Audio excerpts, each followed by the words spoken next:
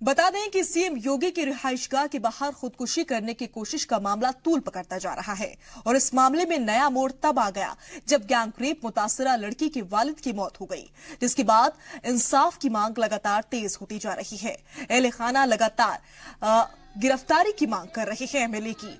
और बता दें आपको कि लखनऊ में एक खातून और उसके अहले खाना ने सीएम योगी की रिहाइशगाह के बाहर खुदकुशी करने की कोशिश की थी और ये वही मामला है जो कि तूल पकड़ता जा रहा है।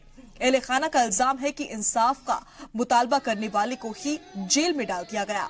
अब इस मामले में गैंगरेप मुतासरा लड़की के वालिद की जेल में मुश्तबा हालत में मौत हो गई है। लड़की के अहले खाना ने गैंगरेप के मुलजिम बीजेपी लीडर पर जेल में कत्ल कराने का इल्जाम लगाया है। 3 अप्रैल को एमएलए के भाई ने लड़की के वालिद को मुकदमा वापस लेने पर जमकर पीटा था और बुरी तरह जख्मी होने के बाद भी पुलिस ने मुतासरीन पर ही मुकदमा लिखकर जेल भेज दिया था। अब लड़की के वालिद की मुश्तबा हालत में मौत पर संजीदा सवाल खड़े हो रहे हैं। सवाल यूपी को जराइम से आजाद करने का दावा करने वाली सरकार पर, सूबे में राम राज्य की बात करने वाली योगी हुकूमत पर।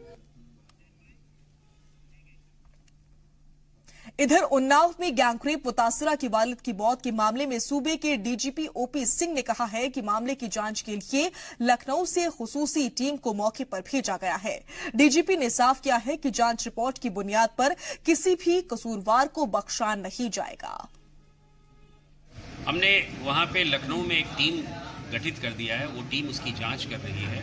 टीम ऑलरेडी वहां उन्नाव पहुंच चुकी है और सारी बिंदुओं पर उसकी जांच होगी। हमने जो उसमें नामजद अभियुक्त है उसकी गिरफ्तारी के लिए कह दिया है, वो गिरफ्तार होंगे और साथ ही साथ जांच में जो भी चीज आएगा जेल में उस गठित कर दिया। आरोप है, अभी जांच से सिद्ध नहीं हुआ है, जांच हो रही है। जांच के बाद जो भी होगा उस पर कार्रवाई होगी।